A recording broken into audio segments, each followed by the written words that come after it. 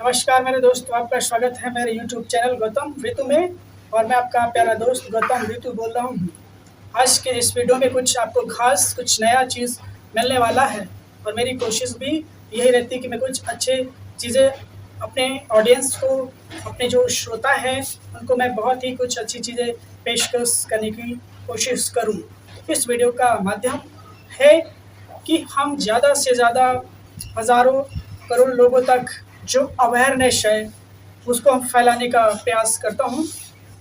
खास करके जो हमारी प्रकृति है, जो हमारा नेचर है, जिसे हम इन्वायरमेंट कहते हैं, एटमॉस्फेयर कहते हैं। क्योंकि आज का जो वातावरण है वो काफ़ी दूषित और प्रदूषित हो चुका है। तो इसका वजह क्या है? इसकी वजह कोई अन्य जीव जंतु नहीं है बल्कि मनुष्य है। क्योंकि मनुष्य ही प्रकृति का अनावश्यक रूप से उसका दोहन करता है, उसका नुकसान करता है। जो पहले के पूर्वज के जो लोग रहते थे, उनके पास कोई सुख सुविधाएं नहीं थी, आधुनिक जीवन के कोई साधन नहीं थे, फिर भी वो बहुत अच्छे स्वस्थ रहते थे, तंदुरुस्त रहते थे। और जो भी उनको मिलता था खाने पीने की चीज़ें वो खाकर अपना जीवन यापन करते थे। बीमारी का कोई दूर दराज तक कोई नाता नहीं था। लेकिन आज का जो मॉडर्न वर्ल्ड है, जो 21वीं शताब्दी है, वो बहुत ही घातक शताब्दी के रूप में जाना जाता है। तो जो हमारी प्रकृति है, जो हमारा पर्यावरण है, वो काफ़ी दूषित है। किन कारणों से दूषित है, इसके ज़िम्मेदार कौन है? ये जो आज ग्लोबल वार्मिंग का जो असर आप देख रहे हैं, ये किसकी बदौलत है? जो नदियाँ कभी हमेशा 12 महीने बहा करती थी, आज वो सूखा नज़र आता है। जो कभी वन जंगल हरे भरे नज़र आते थे, आज वहाँ पर इंडस्ट्रीज़, कारखाने, स्कूल, कॉलेज सब बन चुके हैं। तो आप यहाँ पे देख रहे हैं कि मनुष्य जो प्रकृति का दोहन कर रहा है अनावश्यक रूप से, उसका मुख्य कारण है कि आज प्रकृति पूरी तरह से दूषित हो चुकी है। चाहे वो जल हो, थल हो, नभ हो, वो सब पूरी तरह से दूषित हो चुका है। तो जो मनुष्य है, जो उसके अंदर एक विकास की जो अवधारणा है, जो तरक्की की अवधारणा है, वो प्रकृति का दोहन करते हुए कर रहा है। क्योंकि अगर कोई व्यक्ति स्कूल कॉलेज बनवाना चाहता है तो उसे आवश्यक ज़मीन की आवश्यकता पड़ेगी। जब ज़मीन की आवश्यकता पड़ेगी तो उस ज़मीन में विविध प्रकार के वृक्ष होंगे, कुछ फलदार, कुछ छायादार, यानी कि हर प्रकार की वनस्पतियाँ आपको नज़र आती है। तो उसका अनावश्यक रूप से काट दिया जाता है। वर्षों पहले आपने चिपको आंदोलन का नाम अवश्य सुना होगा, जो कि साउथ इंडिया में हुआ था। वो लोग कितने जागरूक थे कि उन्होंने प्रकृति को काटने से बचा था। लेकिन आज का मनुष्य काफ़ी स्वार्थी हो चुका है। अपने लोभ के खातिर, अपने फ़ायदे के खातिर वनों का जो उन्मूलन है वो करता चला जा रहा है। तो प्रकृति को आज हम कैसे बताएं? आज का जो तापमान देख रहे हैं, जो पूरे विश्व में देखें तो गर्मी बहुत ही तीव्र और प्रचंड तेज़ी से पड़ रही है। इस कदर पशु पक्षियों, जलीय जंतुओं, मनुष्य पर प्रतिकूल असर पड़ा है। तो इसको हम कैसे आज के समय में कैसे से प्रकृति को अनावश्यक रूप से जो दोहन हो रहा है उसे कैसे रोका जाए?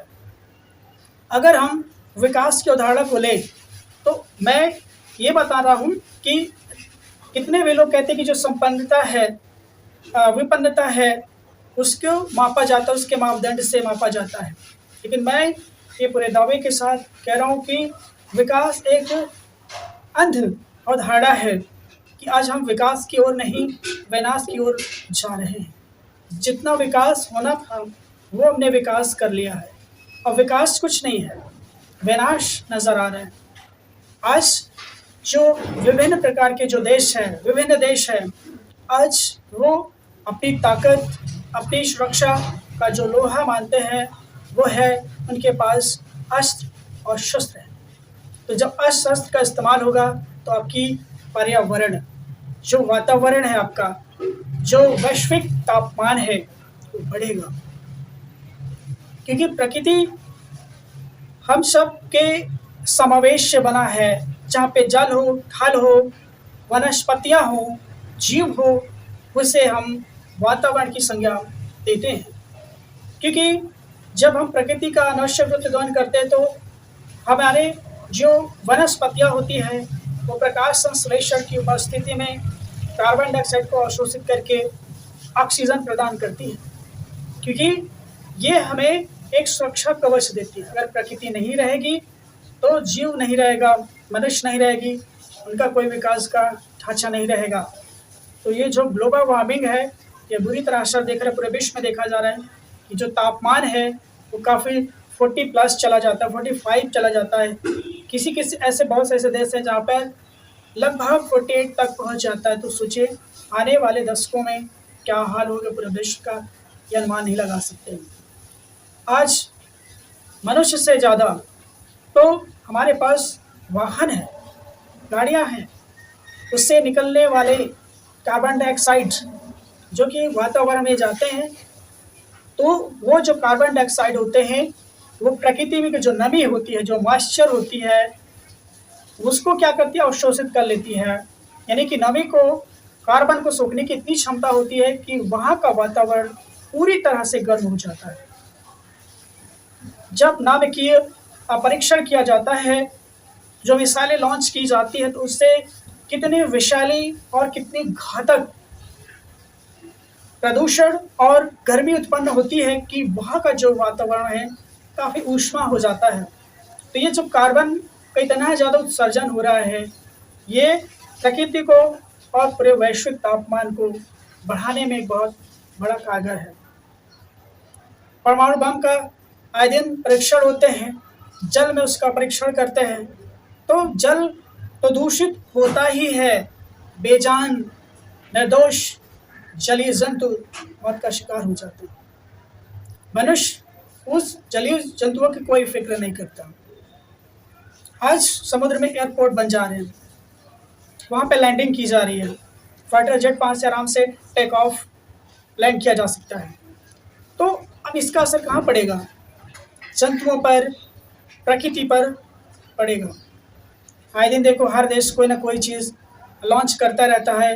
तो ये पाया गया है कि वायुमंडल में के ऊपर जो हमारा एटमॉस्फेयर है वहाँ पर भारी मात्रा में कचरा पाया गया है। इतना ज़्यादा कचरा है कि वो सब वहाँ पर विद्यमान है, वो नीचे नहीं आ रहा है ना ऊपर जा रहा है, तो वहीं पे तो वो हमारा वायुमंडल भी एक तरह से पूरी तरह दूषित हो चुका है। झील जो नदियाँ हैं वो बहुत ही दूषित है। उसके कई कारण हैं। कुछ धार्मिक मान्यताएं हैं कि गंगा में, जमुना में, नदियों में अगर डेड बॉडी को, मृत शरीर को उसमें प्रवाहित करते हैं तो उसको पुण्य की प्राप्ति होती है। और मित्रों ये ऐसी बात नहीं होती है, ये एक ब्लाइंड फेथ है, धर्मांध है। ऐसा ना करें, क्योंकि उससे आप जब पानी में करते हैं तो बॉडी डिकम्पोज होती है, सड़ती है, तो उसमें अनेक प्रकार की विषैली गैसें और विषाक्त उत्पन्न होते हैं। तो आपका जो पानी होता है वो पूरी तरह से प्रदूषित हो जाता है। और जो जलीय जंतु होते हैं, कछुए होती हैं, मछलियाँ होती हैं, और मीठे पानी में तो डॉल्फिन पाई जाती है। तो ये सब जीव जंतु क्या हो जाते हैं, मर सकते हैं, और आदमी भी मर सकता है, क्योंकि उसमें ना तो नहाने लायक होता है और ना ही पीने लायक होता है। हमारे देश में तो खासकर धार्मिक अनुष्ठान के खातिर उसको एक ये विडंबना बन गई है कि गंगा संगम में जाता हूँ, जब देखता हूँ तो देखता हूँ कि हर जगह कचरा ही कचरा नज़र आता है। लेकिन धर्म के नाम पर नदियों को कितना प्रदूषित किया जाता है, फूल मालाओं से पटा रहता है। तो ये सब सोच रहेगी तो आपका जल कैसे संरक्षित रहेगा, जलीय जंतु क्यों जीवित रहेंगे? अभी बताइए, केरला में लगभग 21 टन की जो शार्क फिश डेड पाई गई है, उसकी वजह क्या है? इसकी वजह ये है कि जलवायु वहाँ की इतना दूषित हो चुका है कि इतनी विशाल कार फिश कैसे मर सकती है। कहते हैं कि नहीं, वो बहुत लहरों से आई है, 21 टन लहरें नहीं कर सकती है, उसे ज़रूर कुछ ना कुछ वहाँ पर खतरा हुआ होगा। क्योंकि जब हम विदेशों से एक्सपोर्ट और इम्पोर्ट होता है, ऑयल आते हैं, तो कभी कभी वो टैंक जो होते गिर जाते हैं तो वो दूषित हो जाता है, वो पूरा जल जो समुद्र का होता है वो पूरा दूषित हो जाता है। या कुछ ऐसी खतरनाक चीज़ें गिर जाती हैं जो मछलियाँ खा लेती हैं, वो पचती नहीं है, वो फंस जाता है उनके इंटेस्टाइन में, हथौड़ियों में, तो वो प्राण त्याग देती है। तो आप देख रहे हैं कि मनुष्य कहाँ तक हर चीज़ों में अपना वर्चस्व स्थापित करने पे लगा हुआ है, पर नुकसान जीव जंतुओं का होता है। ऐसे जीव जंतुओं का होता है जिनका मनुष्य से कोई नाता नहीं रहता है, लेकिन बेगुनाह मारे जाते हैं। तो प्रकृति को आप संरक्षण कैसे कर सकते हैं? ज़्यादा से ज़्यादा वृक्ष लगाएं। वृक्ष लगाने का तात्पर्य क्या है? अगर हर नागरिक अगर सोच ले कि नहीं, हमें वृक्ष का रोपण करना है, ये हमारी एक जिम्मेदारी है, क्योंकि प्रकृति किसी एक की नहीं है, हम सबकी है प्रकृति। तो प्रकृति की संरक्षण करना हर एक नागरिक का दायित्व है। वो हर एक वृक्ष लगाए, अगर वो हर एक इंसान अगर वृक्ष लगाए, तो ये जो हमारा वातावरण है, जो हमारी प्रकृति है, वो फिर से एक हरी भरी सुनहरी हो सकती है। लेकिन मनुष्य आज पैसे के लालच में, धन के लालच में सारी सुबह से लेकर शाम तक परेशान रहता है, उसे वक्त नहीं मिलता है कि प्रकृति में गुजारे। तो ये सब कई ऐसे बहुत से कारण हैं जो कि आज वैश्विक तापमान आज बढ़ रहा है। अभी एंटार्क्टिका में पाया गया है, रिसर्च में पाया गया कि जो ओजोन लेयर है, जो हमारे उसे एक कवच कहा जाता है ओजोन लेयर को, वो वहाँ पर छिद्र पाया गया है। यानी कि ओजोन लेयर से अल्ट्रा वायलेट रेज हमारी त्वचा को बुरी तरह से नुकसान पहुँचा सकती हैं। यानी कि अगर ओजोन लेयर अगर नष्ट हुआ तो सोचो, सृष्टि को, संसार को नष्ट होने से कोई भी व्यक्ति नहीं बचा सकता है।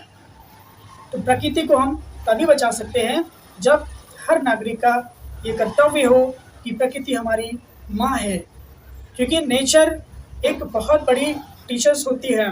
प्रकृति में हम पले बड़े होते हैं, उनका ये चीज़ें बताने का बहुत ही आवश्यक पहलू बन जाता है। तो प्रकृति को अगर आपको बचाना है, क्योंकि प्रकृति आपकी धरोहर होती है, नेचर इज द हेरिटेज।